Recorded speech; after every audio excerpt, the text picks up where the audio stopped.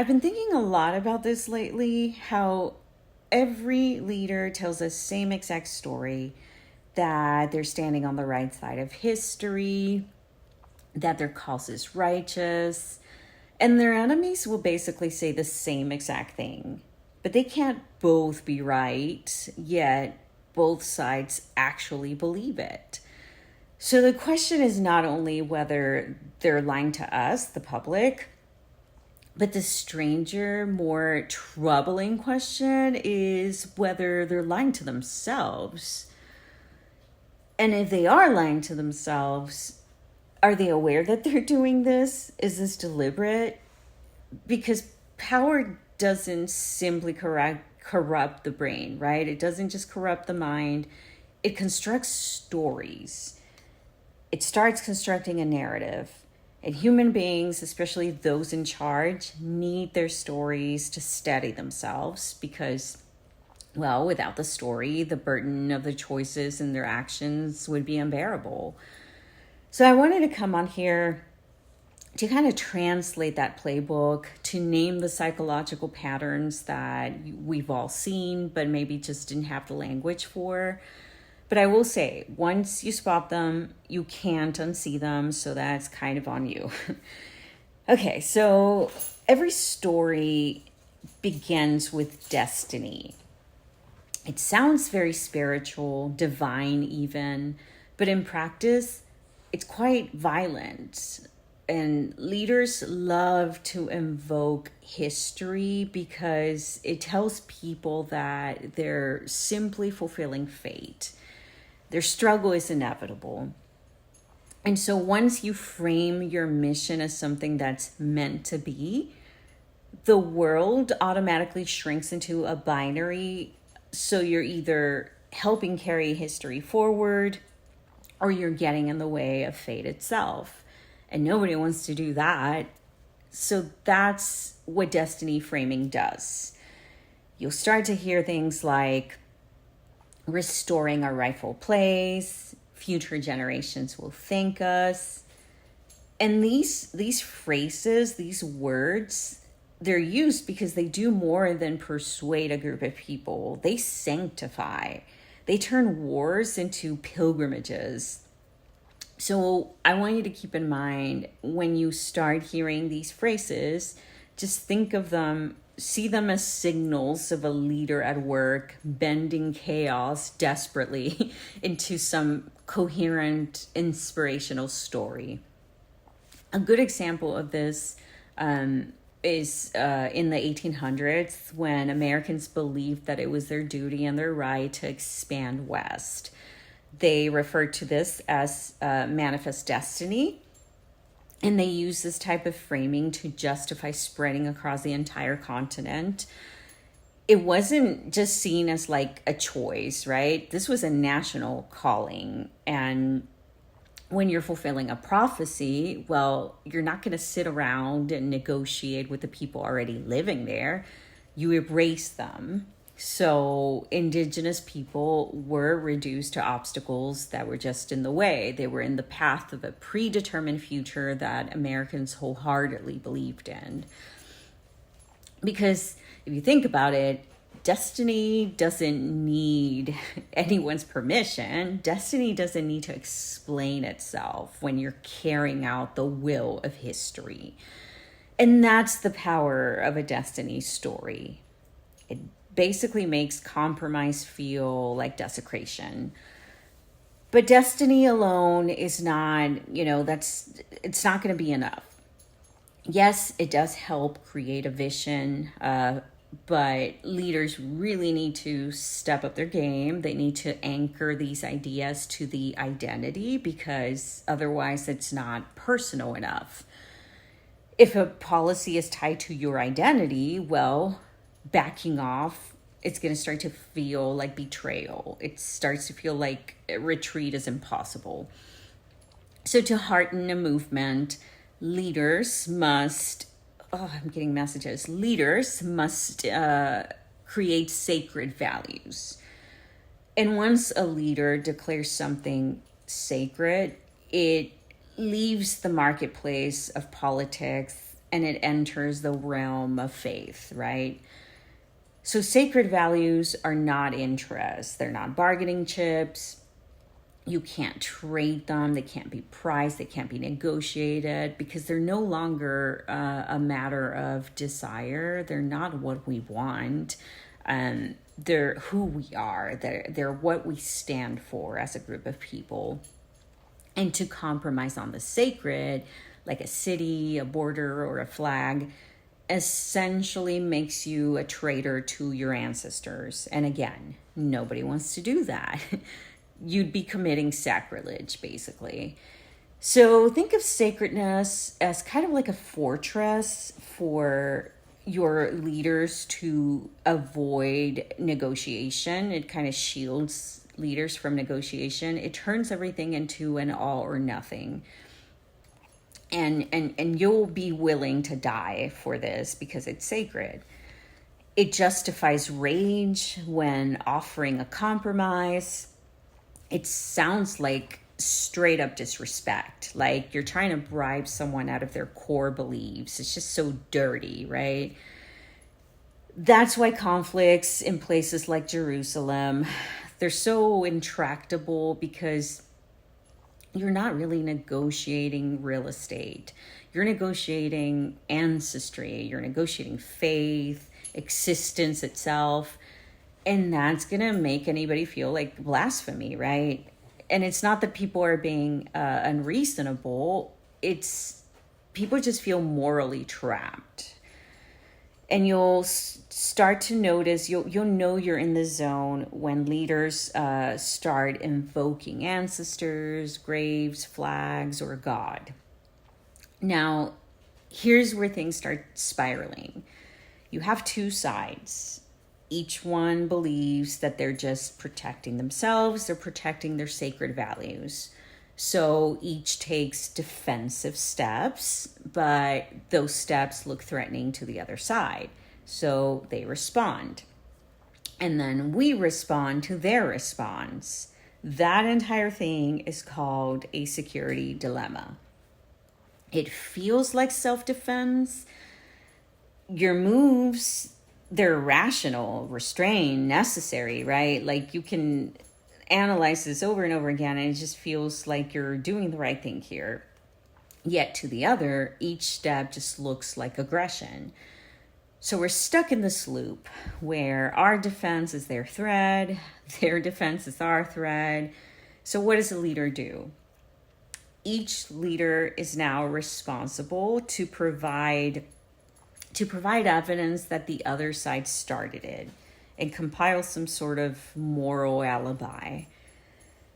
Now, the cycle of escalation that happens here, it feeds on itself until both sides are 100% terrified, armed, and absolutely certain that they are in the right. During the Cold War, the United States placed missiles in Turkey. The Soviets responded by placing missiles in Cuba. Each called it defensive. Each saw the other side as the aggressor. So escalation wasn't really driven by evil intent per se, but by sincere certainty. It's not malice that drives the spiral, but sincerity. Both sides are sincerely innocent, and that's what makes it so dangerous, because it makes fear feel like responsibility, and planning for the worst case scenario just starts to sound like good leadership. But so as this spiral starts to grow and, worsen over time and escalate, there's also other things that are growing, like the cost of lives, money, reputation, pride.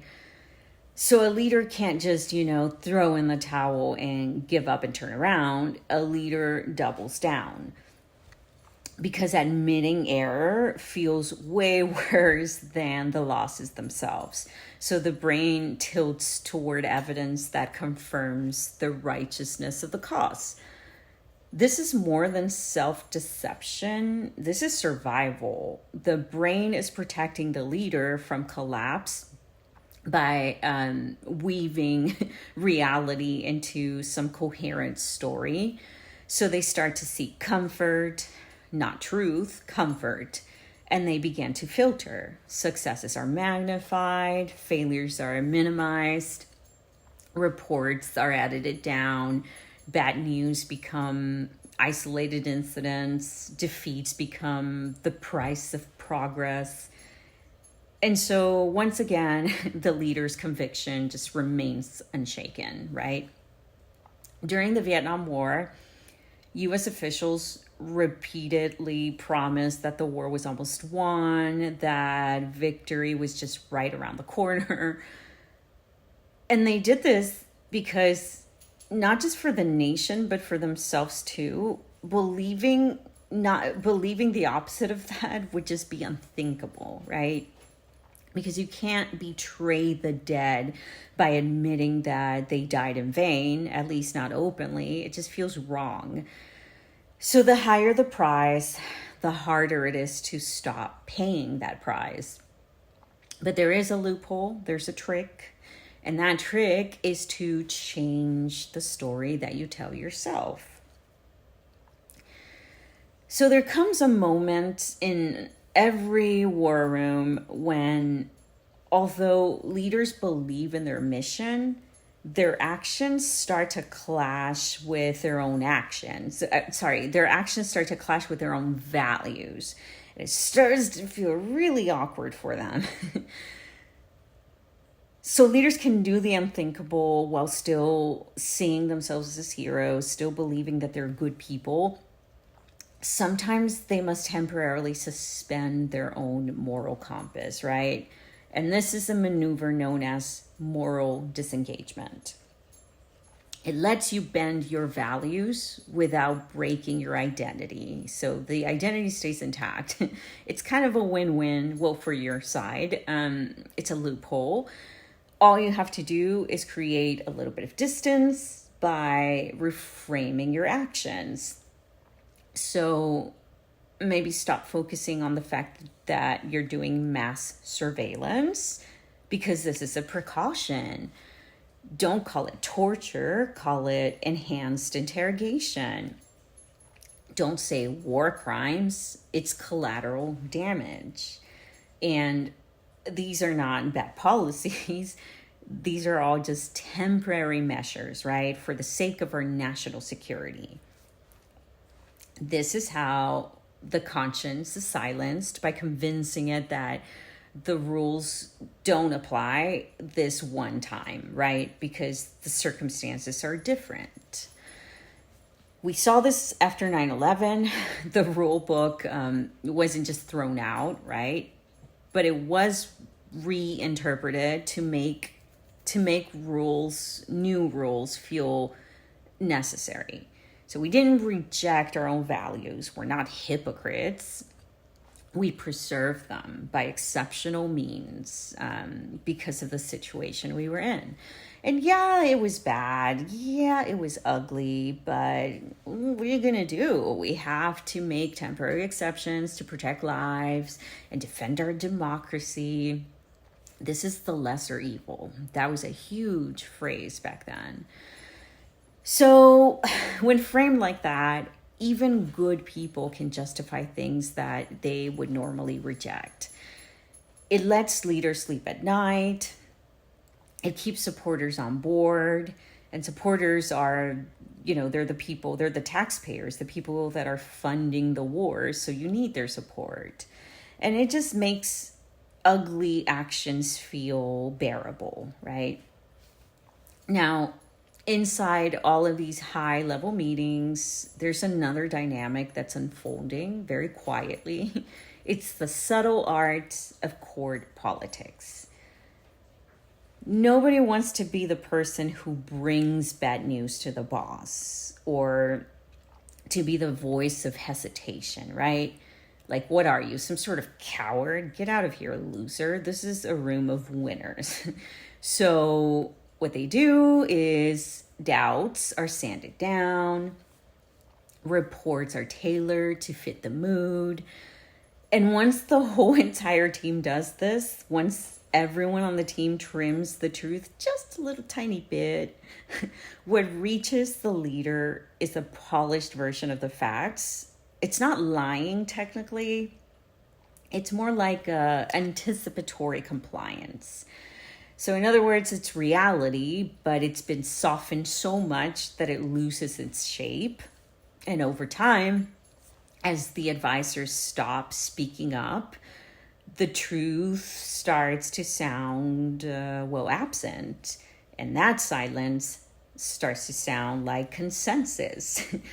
So the leader no longer hears a spectrum of these, expert views. No, now it's just a choir of confidence. This right here is called groupthink.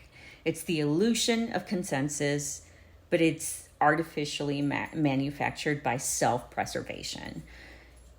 And this is the type of atmosphere that launched the Challenger shuttle in 1986. Despite all the warnings, engineers initially raised concerns, but under all the pressure, management reclassified those concerns as tolerable risk. Consensus replaced caution, and then 73 seconds later, the shuttle exploded, and all 7 crew members died in front of everyone. Nobody sat there and plotted this disaster, right? Like, no one wanted disaster, but no one wanted to be the lone voice of caution and stall history. So, unfortunately, that's what happened. Every single nation, every movement will cast itself as the protagonist of its own movie. So you start to see yourself as the bringer of peace, the bringer of order, the adult in the room. Our troops stabilize. Theirs invade. They occupy. Our bombs liberate. Theirs terrorize. This is known as exceptionalism. So it's the belief that our intentions are more pure, our role is more noble. It's the same exact actions, but it's just seen through the lens of our own righteousness. So think of it as like you're putting on identity armor. And once you put on that identity armor, it basically justifies just about anything. But what happens when the public might hesitate as bodies start to pile up and their empathy becomes an inconvenience, like it starts to get in the way of the mission? Leaders must reach for the darkest tool in the kit, dehumanization. So now you make the enemy look less human. And it always starts off kind of soft. Terms like illegals, inmates, addicts, homeless. But then it sharpens and it turns into things like animals, parasites, savages, terrorists, future terrorists. Now, the goal here is not to insult. We're not bullies here. It's to numb. It's numbness. Leaders sometimes must use certain words designed to numb the compassion of their own people. Because if the enemy stops being human, well, they stop being relatable. And it's important to remember when it comes to dehumanization that this is not going to happen overnight, right? Because what you're asking for is a group of people, a large group of people, to basically to go against their human instinct and silence their empathy. And that's going to be hard, right? It's going to require time, patience. It's going to require to brew up a lot of resentment, by using all the tactics that I've mentioned up to this point for years, for decades maybe. But once that empathy is silenced, anything becomes possible. The world is your oyster. Violence becomes acceptable because, well, how else are you going to cleanse the land, right? How else are you going to wipe corruption, bring civilization, modernize, educate the savages? And so atrocities become not only permitted and justified, but they become necessary, like they're essential for the mission. So finally, after the blood dries, when the dust settles, the story gets cleaned up, right? History gets rewritten. Winners polish the record. Losers build legends. Schools sanitize their history books. Memorials go up. Documentaries end with romantic reflection. And all the messy reality is smoothed into this coherent story with a nice little bow. The point is not really accuracy.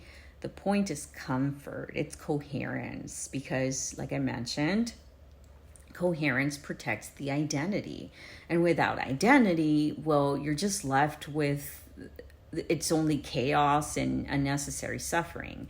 That's too hard to bear. So one day, new leaders will rise. They will need a clean myth to repeat the whole thing again. And that's how history repeats itself. So going back to my original question, do leaders actually believe their own stories? Sometimes, no. Sometimes it's just straight up cold strategy, right? Sometimes, yes. More often, I think it's a combination of both.